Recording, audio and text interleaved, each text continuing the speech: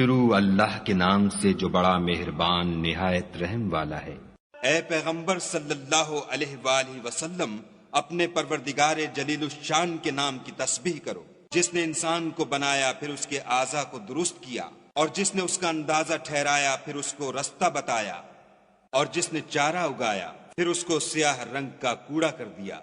ہم تمہیں پڑھا دیں گے کہ تم فراموش نہ کرو گے، مگر جو خدا چاہے، وہ کھلی بات کو بھی جانتا ہے اور چھپی کو بھی۔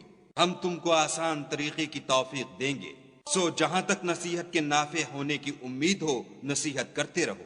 جو خوف رکھتا ہے وہ تو نصیحت پکڑے گا، اور بے خوف بدبخت پہلو تہی کرے گا، جو قیامت کو بڑی تیز آگ میں داخل ہوگا، پھر وہاں نہ مرے گا نہ جیے گا۔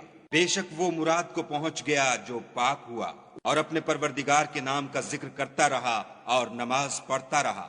مگر تم لوگ تو دنیا کی زندگی کو اختیار کرتے ہو، حالانکہ آخرت بہت بہتر اور پائندہ تر ہے۔ یہی بات پہلے صحیفوں میں مرقوم ہے، یعنی ابراہیم اور موسیٰ کے صحیفوں میں۔